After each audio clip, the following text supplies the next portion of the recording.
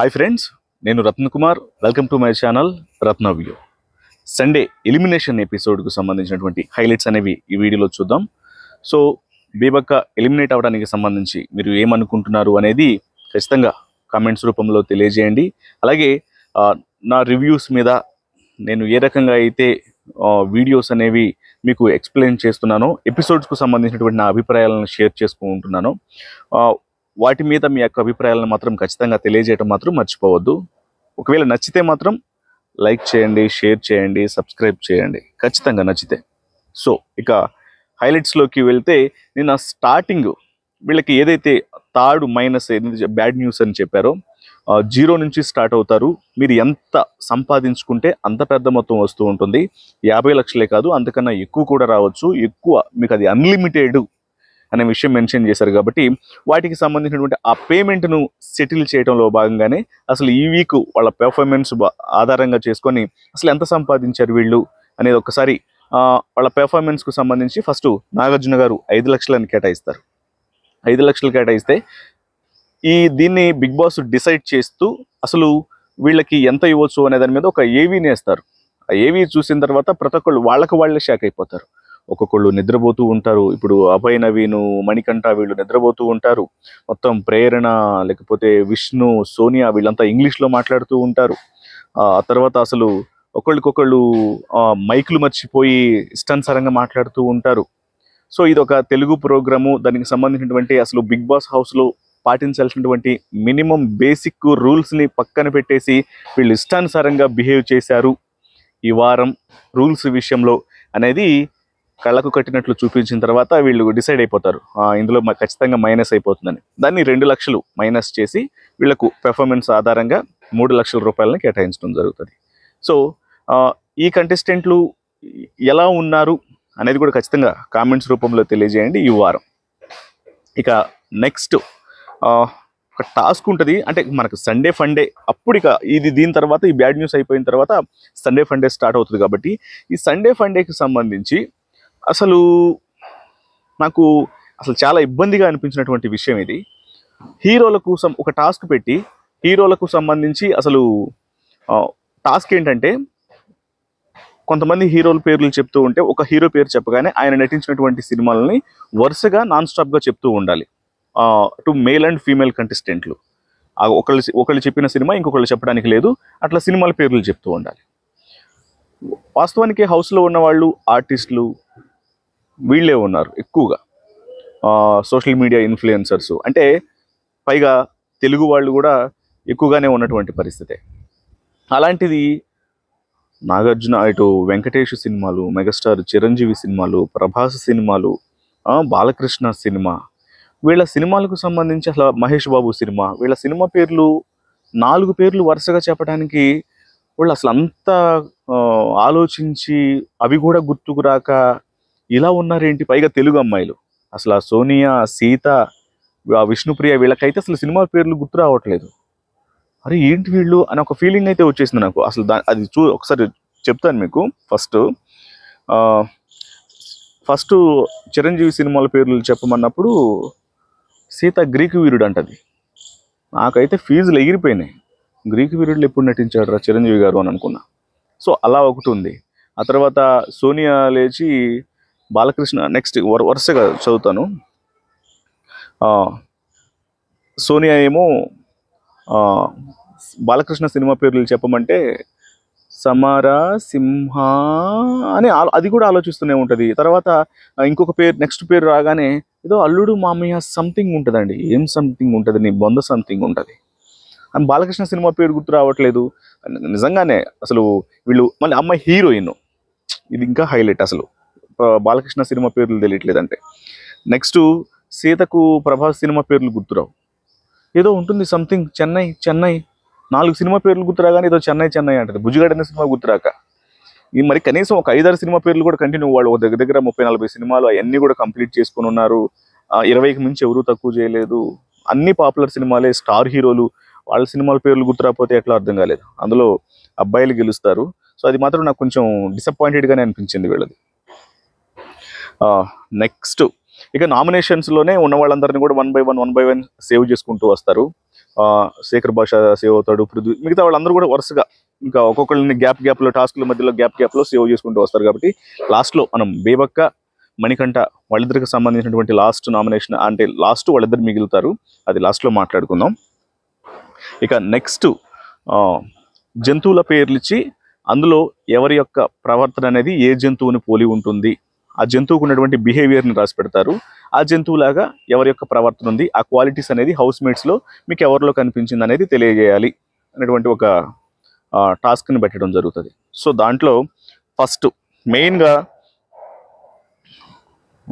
ప్రేరణ నమ్మలేము అనేటువంటి బోర్డును ఎవరికి ఇస్తుంది అంటే సీతకి ఇస్తుంది. ఇక్కడ ఈగో సుపీరియర్గా ఉండటం గురించి ఆ చెత్త ఇది తనకి ప్రేరణకి విషయం ఏంటి అంటే తిను ఫస్ట్లో వీళ్ళకి ఆల్రెడీ ఇది కంటిన్యూ అవుతూ వస్తుంది వీళ్ళ మధ్య ఈ విషయం అనేది. నిన్న కూడా మాట్లాడుకున్నారు, ఇది 2 days నుంచి నడుస్తూనే ఉంది.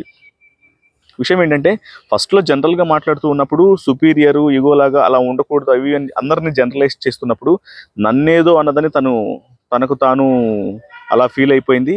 పైగా ఇంకొకటి ఏంటి, చెత్తబుట్టలో నుంచి అది ఆ విషయం సీతనే చెప్తుంది, నేను చెత్తబుట్టలో నుంచి బాటిల్ తీస్తుంటే అక్కడ హట్ అయ్యాను, దాని గురించి చెప్తుందేమో సార్ అంటే అదొకటి అను, ప్లస్ సుపీరియర్ అంటది ఈగో అని మాట్లాడాను అంటుంది. ఫస్ట్ నుంచి కూడా దీన్ని చెప్పుకుంటూ వస్తుంది సార్, అది నాకు నచ్చట్లేదు, ఇంక అమ్మాయిని నమ్మలేము, అసలు ఎప్పుడు ఎలా బిహేవ్ చేస్తుందో, చిన్న చిన్న వాటిని కూడా పెద్దగా తీసుకొని సీరియస్ అవుతుంది, వాటిని కంటిన్యూ చేసుకుంటూ వస్తుంది. సో అక్కడ నమ్మలేకపోతున్నాను, నాట్ ట్రస్ట్ వర్తి అనే దాంట్లో తనకు ఇచ్చినటువంటి క్లారిటీ అయితే తను ఇస్తుంది. ఆ విషయంలో కూడా ఖచ్చితంగా ప్రేరణ తను చెప్పిన వర్షన్ అనేది కరెక్ట్గా అనిపించింది. అప్పుడు కూడా సీత నామినేషన్ చేసేటప్పుడు కూడా ఈ విషయాలను చెప్పే నామినేషన్ చేస్తుంది. ఆమెని సుపీరియర్ అని మాట్లాడింది, ఈగో అని మాట్లాడింది, అది కొంచెం నాకు ఇబ్బందిగా అనిపించింది అన్నప్పుడు అసలు నీకు సంబంధించిన విషయమే కాకపోతే నిన్నే అనలేదు, నేను అందరినీ జనరలైజ్ చేస్తున్న మాట్లాడిన విషయాన్ని నువ్వు పట్టుకుని నువ్వు ఎట్లా ఆపాదించుకుంటావు అనే విషయం కూడా క్లారిటీ ఇస్తుంది.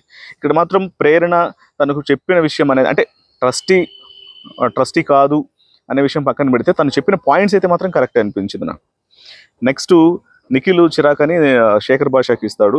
శేఖర్ భాష అని ఇందులో ఈ టాస్క్లో మాత్రం అందరూ చిరాకు అని ఫన్నీ వేలో చేస్తారు, కానీ బట్ వరుసగా ఏ రకంగా అయినా సరే దాన్ని పాజిటివ్గా చేసినా సరే నెగిటివ్గా చేసినా సరే అది ఇబ్బందికరమైన విషయం. కాకపోతే శేఖర్ భాష చేస్తున్నటువంటి జోక్స్ ఏవేవైతే ఉన్నాయో అవి ఎండ్ ఆఫ్ ద డే ప్రతి ఒక్కళ్ళు దాన్ని నెగిటివ్గా తీసుకునేలాగా ఉండవు, కరెక్ట్గా అరే ఇది నిజమే కదా అనేలాగే ఉంటాయి. చిరాకు అని మాట్లాడినా లేకపోతే ఆమెలేటు మాట్లాడి ఏ రకమైనటువంటి జోక్స్ అనేవి వేసినా అవి ఖచ్చితంగా దానికి కనెక్ట్ అవుతున్నాయి తప్ప ఇదేం అసలు వర్కౌట్ అవ్వని జోక్స్ రా అనే ఫీలింగ్ ఉండదు. కాకపోతే కొన్నిసార్లు వాళ్ళు ఏ కండిషన్స్లో ఉండి ఉన్నారో తెలియకుండా కూడా అన్నాడు అనుకో, అక్కడ ఖచ్చితంగా మిస్ఫైర్ అయ్యేది, అంతే కదా. జోక్ అనేది ఒక జోక్ టైంలో వేయాలి, కానీ బట్ అవతల వాళ్ళ పరిస్థితిని తెలుసుకోకుండా అంటే ఇతని ఇంటెన్షన్ వేరే ఉండొచ్చు, అవతల వాళ్ళని ఆ మూడు నుంచి బయటికి రప్పించడం కోసం ఆ మాటలు మాట్లాడదాము, జోక్స్ వేద్దాము అనే ఒక ఫీలింగ్ కూడా ఉండొచ్చు, బట్ అది అందరూ రిసీవ్ చేసుకోరు.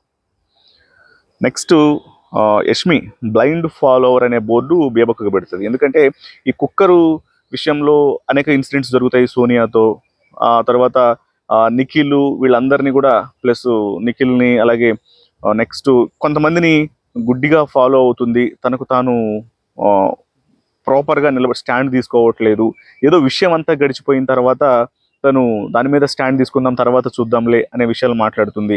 సో ఇది కరెక్ట్ కాదు, బ్లైండ్గా అట్లా వెళ్ళిపోవటం అనేది. ఏదైనా ఇన్సిడెంట్ జరిగినప్పుడే అప్పుడే స్పాట్లో డెసిషన్ తీసుకోవాలి, కానీ దానికి సంబంధించి రెస్పాండ్ అవ్వాలి, కానీ ఎప్పుడో రెస్పాండ్ అవుతుందంటే అది వర్కౌట్ అవ్వదు కదా, అది కరెక్ట్ కాదు అని బ్లైండ్ ఫాలోవరు. కొంతమంది నీకు ముందు నిఖిల్ని హీరో అంటే తను లీడర్షిప్ క్వాలిటీస్ ఇవన్నీ మాట్లాడటం అనేది తనకు ఒక ప్రత్యేక ఇదిని కేటాయించుకోలేకపోయిందనే విషయం మీద తనకు ఆ బోర్డు పెడుతుంది బ్లైండ్ ఫాలోవర్ అని. సో అది వాస్తవానికి యష్మి చెప్పింది కూడా అంటే బేబక్క తర్వాత దానికి సంబంధించి ఒక క్లారిటీ కూడా ఇస్తుంది. నేను అప్పటికప్పుడు రాగానే వచ్చిన వెంటనే మొత్తం ప్రతి ఒక్కళ్ళని కూడా నేను ఎస్టిమేట్ చేయలేను కదా అనే విషయం కూడా చెప్తుంది, అది కూడా పాయింటే. బట్ ఏదైనా సరే తన దాకా వచ్చినప్పుడు మాత్రం వెంటనే రియాక్ట్ అవ్వాలి. బిగ్ బాస్ హౌస్లో ఎప్పుడో ఆ సమయం కోసం వెయిట్ చేస్తే ఒకసారి సమయం వస్తుంది, రాకపోవచ్చు. ఇప్పుడు నామినేషన్స్ అనేవి వీక్లీ వన్స్ ఉంటాయి, అప్పుడు మొత్తం గుర్తుపెట్టుకొని చెప్పడానికి, బట్ వారం అంతా వెయిట్ చేస్తే ఈ లోపల ఆడియన్స్ డిసైడ్ అయిపోతారు కదా అసలు ఎవరు ఎట్లా ఆడుతున్నారు అనేది. ఎప్పటికప్పుడే అలాగే ఉండాలి అనేది. ఆదిత్య ఓం దోమాని మళ్ళీ శేఖర్ భాషకే వేస్తాడు. నైనిక అంట్రస్టీ అనే బోర్డుని మణికంఠకి ఇస్తుంది. ఇక్కడ మాత్రం నేను నాకు మణికంఠ చెప్పినటువంటి ఆన్సర్ అనేది నచ్చింది. ఎలా అంటే క్లాన్ సెలక్షన్ జరిగేటప్పుడు వరుసగా ముగ్గురు దగ్గరికి వెళ్ళాడు. ఫస్ట్ నిఖిల్ దగ్గరికి వెళ్ళాడు, ఆ విషయం చెప్పాడు. తర్వాత ఇంకొక కంటెస్టెంట్ దగ్గరికి వెళ్ళి ఇంకొక చీఫ్ దగ్గరికి వెళ్ళాడు, తన వర్షన్ చెప్పాడు. వాళ్ళకి చెప్పిన తర్వాత మళ్ళీ ఆ సెలక్షన్ జరుగుతున్నప్పుడు నా దగ్గరకు వచ్చి కూడా నన్ను కూడా తీసుకుంటారని అడిగాడు. అట్లా ఒకళ్ళకి చెప్పి మళ్ళీ ఇంకొకళ్ళ దగ్గరకు వస్తున్నాడు అని నయనిక చెప్పినప్పుడు మణికంఠ అన్నమాట ఏంటంటే, నాకు సర్వైవల్ కోసం ఇప్పుడు ఒక ఆప్షన్ ఒకళ్ళ దగ్గర పెట్టాను, తర్వాత ఇంకొకళ్ళకి వెళ్ళి క్లారిటీ ఇచ్చుకున్నాను, ఇంకొకళ్ళకి వెళ్ళి క్లారిటీ ఇచ్చుకున్నాను. ముగ్గురులో ఏ ఒక్కరైనా సరే నన్ను తీసుకోకపోతారా, నాకు ముగ్గురు ఎవరో ఒకళ్ళ దాంట్లోకి వెళ్ళటం అనేది ఇంపార్టెంట్ అన్న ఉద్దేశంతో సర్వైవల్ స్కిల్లో భాగంగా నేను అలా చేశాను అంటే అది ఖచ్చితంగా రైటే. ఇక పృథ్వీ తెలివి తక్కువ అనే బోర్డు బేబక్కకి ఇస్తాడు. దానికి సంబంధించి తను చెప్పినటువంటి పాయింట్స్ ఏంటంటే, ఇష్యూ జరిగినప్పుడు మాట్లాడట్లేదు, ఆ తర్వాత ఎప్పటికో మాట్లాడుతుంది, అప్పటికే పరిస్థితి చేయి దాటిపోతుంది అనే విషయాన్ని మెన్షన్ చేస్తాడు. అలాగే వేరే వాళ్ళని స్ట్రాంగ్ అని చెప్తుంది. ఇప్పుడు నిఖిల్ స్ట్రాంగ్ అని, తనలో లీడర్షిప్ క్వాలిటీస్ ఉన్నాయని అవతల వాళ్ళని పొగుడుతుంది తప్ప తన యొక్క ఇంపార్టెన్స్ ఏంటి, తన ప్రయారిటీ అనేది ఎస్టాబ్లిష్ చేసుకోలేదు అనే దాని మీద పృథ్వీ చెప్తాడు. ఇది కరెక్ట్గానే అనిపించింది. బట్ బేబక్క దానికి ఇచ్చినటువంటి ఆన్సర్ ఏంటంటే, ఎప్పుడు హౌస్లో ఎప్పుడు ఎలా రియాక్ట్ అవ్వాలి, ఇప్పుడు హౌస్లో ఎవరి బిహేవియర్ అనేది ఎట్లా ఉంటుంది ఏంటి అనేది వచ్చిన రోజే తెలియదు సార్. నాకు వచ్చిన రోజే ఒక్క రోజులోనే అన్నీ గమనించేస్తే ఇక బిగ్ బాస్ షో అనేది 100 రోజులు ఎందుకు, ఒక రోజులోనే కంప్లీట్ చేసుకోవచ్చు కదా. బట్ నాకు టైం పడుతుంది, ఎవరు ఎట్లా ఉన్నారు ఏంటి అనేది ఒక రోజులో నేను ఎట్లా డిసైడ్ అవ్వాలి అనే దాని మీద ఒక క్లారిటీ ఇస్తుంది. దానికి నాగార్జున గారు కూడా అగ్రీ అవుతారు. అంతేలే, ఎవరైనా సరే అప్పటికప్పుడు అవతల వ్యక్తులను డిసైడ్ చేయటం, వాళ్ళని డిసైడ్ చేసి వెంటనే వాళ్ళ మీద రియాక్ట్ అవ్వడం అనేది అందరికీ అవ్వకపోవచ్చు. కొంతమంది వెంటనే డిఫెండ్ చేసుకుంటారు, కొంతమంది అసలు ఇక్కడ రియాక్ట్ అవ్వాలా లేదని ఆలోచించి కొంత టైం తీసుకుంటారు. ఇట్లాంటివన్నీ జరుగుతాయి. కాకపోతే అవి కొన్నిసార్లు మిస్ఫైర్ అయినాయి అంటే ఇబ్బంది కూడా అయిపోతుంది. ఇప్పుడు బేబక్క ఎలిమినేట్ అవ్వడం వెనకాల కూడా ఇట్లాంటివి కూడా ఒక రీజనే. నిజంగానే అప్పుడు తన పాయింట్ తన దాకా వచ్చినప్పుడే రియాక్ట్ అయినట్టయితే కొంత వీక్లో తను కొంత ఎస్టాబ్లిష్మెంట్ అనేది ఎక్కువగా కనిపించేది. ఇవాళ ఎలిమినేషన్ కూడా అవ్వకపోయే అవకాశాలు కూడా ఉండేయేమో. ఇక నెక్స్ట్ సోనియా కన్నింగ్ బోర్డ్ అని విష్ణుప్రియకి ఇస్తుంది.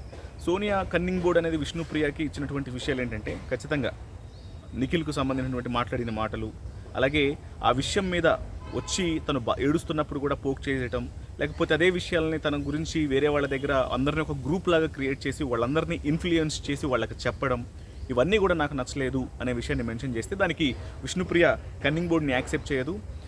తన వల్ల చాలామంది బాధపడ్డారు, తను చాలామందిని ఇబ్బంది పెట్టింది, వాళ్ళు వచ్చి నాకు చెప్పుకున్నారు. అవును, ఈ విషయంలో బేబక్ అయినా యష్మి అయినా లేకపోతే ఇంకొక ఇద్దరు ముగ్గురు ఇలా ఈ వీక్లో సోనియా కారణంగా చాలామంది ఏడ్చిన పరిస్థితులు ఉన్నాయి, కన్నీళ్లు పెట్టుకున్నటువంటి పరిస్థితులు ఉన్నాయి, ఇబ్బందిని కొనసాగిస్తూ వారాన్ని గడిపినటువంటి పరిస్థితులు కూడా ఉన్నాయి. సో వాటన్నిటిని ఆల్రెడీ విష్ణుప్రియ తనకు చెప్పుకున్నారు కాబట్టి ఆ మాట నేను పైగా అడల్టరేటెడ్ జోక్స్ అనే మాట మాట్లాడింది. ఆ మాట మాట్లాడటం అనేది నచ్చలేదు, దాని మీదే మాట్లాడటం జరిగింది తప్ప ఇందులో ఆమెను కన్నింగ్ బోర్డ్ అనేది తీసుకోదలుచుకోలేదు. చేసింది మిస్టేక్స్ ఆమె, అందుకే నేను ఆమెకి రిప్లై ఇవ్వడం జరిగింది అనే విషయానికి ఒక క్లారిటీ ఇస్తుంది. బట్ ఇక్కడ విష్ణుప్రియ చెప్పినటువంటి వర్షన్ కరెక్టే అయినప్పటికీ కొంచెం తను ఏడుస్తున్నప్పుడు కూడా వెళ్ళి మాటలు అన్నది చూసారా, ఏమేదో కొంత పెద్ద కొన్ని మాటలు అంటూ ఉంటుంది. సో ఏం చెప్తుంది అంటే, అక్కడ తనను అడేటప్పుడు పుణ్యస్త్రీ అనే మాటలు మాట్లాడతారు. ఏమేదో పెద్ద పుణ్యస్త్రీ, మేమేదో ఇదైనట్టు అని మాటలు మాట్లాడుతుంది చూసారా. సో అలాంటివి కొంచెం మాట్లాడకుండా ఉండేది బాగుండేది. ఈ సైన్స్ చేస్తుంది, నిఖిల్కు నీకు మధ్య ఏమన్నా ఉందన్నామా, ఇలాంటివి చేయకుండా ఉండాల్సింది, అవి చేయకూడదు కూడా. సో కన్నింగ్ బోర్డ్ని యాక్సెప్ట్ చేయదు. సోనియాకి కన్నింగ్ బోర్డ్ని యాక్సెప్ట్ చేయకుండా ఎందుకు యాక్సెప్ట్ చేయట్లేదని ఒక క్లారిటీ అయితే ఇస్తుంది. నెక్స్ట్ అభయ్ యష్మికి స్వార్థం అని ఇస్తాడు. శేఖర్ భాష కూడా యష్మికి స్వార్థం అనే ఇస్తాడు. ఇంకొక విషయం ఏంటంటే, వీళ్ళిద్దరు కూడా ఆమె క్లాన్లో ఉన్నవాళ్ళే. వాళ్ళ చీఫ్ని స్వార్థం అని, విజయం కోసం ఏ రకమైనటువంటి సెల్ఫిష్ నిర్ణయాలైనా తీసుకుంటుంది అన్న చెప్పిన రీజన్ అనేది, అరే వాళ్ళ చీఫ్ని వాళ్ళే కన్నింగ్ అని సేఫ్గా వేసేసారు యష్మికి అని అనిపించింది నాకు. లేకపోతే అది ఖచ్చితంగా ఆమెకి డ్యామేజే కదా యష్మికి. వీళ్ళు సరదాగా నవ్వుతూనే, ఆమె కూడా నవ్వుతూ చూసుకున్నప్పటికి కూడా అరే ఇది నాకు ఒక నింద లాంటిది, నన్ను ఇట్లా ఎస్టాబ్లిష్ చేస్తున్నారు కదా అనే ఒక ఫీలింగ్ కూడా రావాలి. మరి అది తీసుకుందా లేదని తెలియదు కానీ, బట్ వాళ్ళ క్లాన్లో వాళ్ళు ఆమెనే ఇట్లా స్వార్థం అని చెప్పడం అనేది కొంచెం చూడటానికి కూడా ఆశ్చర్యంగా అనిపించింది. నెక్స్ట్ సీత బ్లైండ్ ఫాలోవర్ అని ప్రేరణకి ఇస్తుంది. సీత బ్లైండ్ ఫాలోవర్ అని ప్రేరణకి ఇచ్చినప్పుడు ప్రేరణ అస్సలు యాక్సెప్ట్ చేయదు. ఏమని చెప్తుందంటే, తను బ్లైండ్ ఫాలోవర్ అని చెప్పి నిఖిల్ యష్మిలను బ్లైండ్గా ఫాలో అవుతుంది అనే విషయాన్ని మెన్షన్ చేస్తారు. దానికి సంబంధించి చాలా గట్టిగానే రిప్లై ఇస్తుంది ప్రేరణ. యష్మి తన టీం మెంబరు నిఖిల్ని ఫస్ట్లో లీడర్ క్వాలిటీస్ అవి అన్నారు కాబట్టి అందరూ తనని యాక్సెప్ట్ చేశారు, అందరూ తనకు ఓటేశారు, సెలెక్ట్ చేశారు, అంతా కూడా చేశారు. అందరితో పాటే నేనున్నాను. ఇక యష్మి నిఖిల్ విషయానికి అట్లా ఉండి యష్మి తన క్లాన్ చీఫ్, తను ఏం చెప్పినా చేయాలి, తను పని చేస్తే చేయమని చెప్పింది. అవసరం మీకు ఇష్టమైతే చేయండి, ఇష్టం లేకపోతే సైలెంట్గా ఉండండి అని చెప్పింది. నాకు ఇష్టమైతే చేశాను, ఇష్టం లేకపోతే చేయలేదు. దీంట్లో ఎవరిని బ్లైండ్గా ఫాలో అవ్వడానికి లేదు. అక్కడేమో లీడర్గా ఆయన్ని సెలెక్ట్ చేసేసుకున్నారు, ఇక్కడేమో నా క్లాన్ చీఫ్. వాళ్ళు ఏం చెప్పినా సరే చేయాల్సి వచ్చింది. నేను అదే చేశాను, నాకు నచ్చితే చేశాను, నచ్చకపోతే చేయలేదు. నాకు నేను బ్లైండ్ ఫాలోవర్ తప్ప నేను ఎవరికి బ్లైండ్ ఫాలోవర్ కాదు అనే విషయాన్ని ఖచ్చితంగా చెప్పేస్తుంది. అది నాకు యాక్సెప్టబుల్ అనిపించింది వాస్తవానికి. నెక్స్ట్ ఇక విష్ణు మొసలి కన్నీరు అని సోనియాకి ఇస్తుంది. సోనియాకి ఇచ్చి బాధపడింది నేనైతే, ఆమె ఏడ్చింది మాటలు నన్నంటే నేను బాధపడాలి, నన్ను మాటలని ఆమె బాధపడింది. సో అది నాకు మొసలి కన్నీరులాగా అనిపించింది అని ఒక పాయింట్ సింపుల్గా క్లారిటీ ఇచ్చినప్పుడు ఇద్దరు ఎవరి వర్షన్ అనేవి ఎవరికి వాళ్ళకు ఉన్నాయి కాబట్టి ఓకే.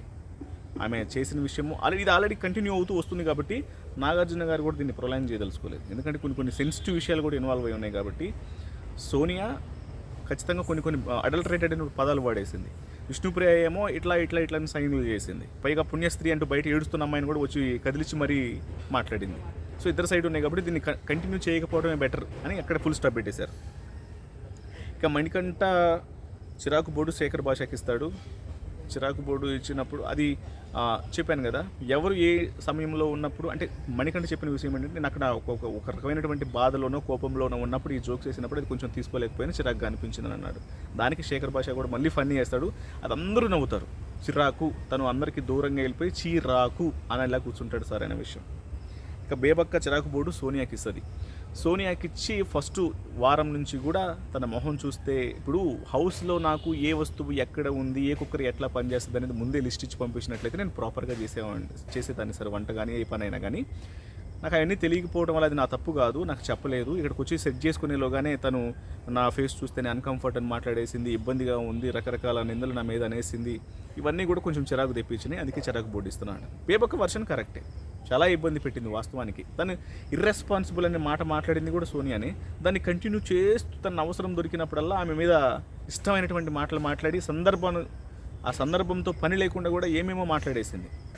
అంత ఇర్రెస్పాన్సిబుల్ ఎలాగ ఉంటావు తెలుసుకోవాలి, నువ్వు కాకపోతే అక్కడ 100 మంది రెడీగా ఉన్నారు చేయడానికి అవన్నీ మాట్లాడగానే అరే నేను చేసిందే వాలంటీర్లీ వచ్చి నేను పని చేస్తుంటే కూడా ఇట్లా చేసిందని అప్పటి నుంచే బాధపడుకుంటూ వచ్చింది. అది ఇక కంటిన్యూ అవుతూ వచ్చింది. సో అది ఇక ఎలిమినేషన్లో మాత్రం మణికంఠ బేబక్క ఇద్దరున్నారు. బట్ మణికంఠని ఈ విషయంలో మెచ్చుకోవాలి, ఎందుకంటే తను వారంలో ఏదైతే బాధపడ్డాడో ఆ బాధకు సంబంధించి కంటిన్యూ ఈ ఎలిమినేషన్లో ఇంకెంతలా అయిపోతాడు అనుకున్నాయి. లాస్ట్ ఇద్దరే ఉన్నప్పుడు ఇంకా అమ్మో ఇంకెంత ఎమోషనల్ అయిపోతాడో, వీడు అసలు ఏం చేయబోతాడో అని ఒక ఫీలింగ్ నాకు వచ్చేసింది. కానీ తను ప్రిపేర్డ్గా ఉన్నాడు. ఇద్దరు ఉన్నప్పుడు కూడా బేబక్క మణికంఠ ఇద్దరు ఉన్నప్పుడు కూడా తను ప్రిపేర్డ్గా ఉండి ఏదైతే అది జరగని అని చాలా దాని ప్రాసెస్లో ఎటువంటి ఇంటెన్షన్ని బయట పెట్టకుండా వచ్చాడు. సో బేబక్క ఎలిమినేట్ అయిపోయింది, మణికంఠ సేవ్ అయ్యాడు. సో ఈ వారం చూడాలి మళ్ళీ ఎవరు నామినేషన్లోకి వెళ్తున్నారు ఏంటనేది.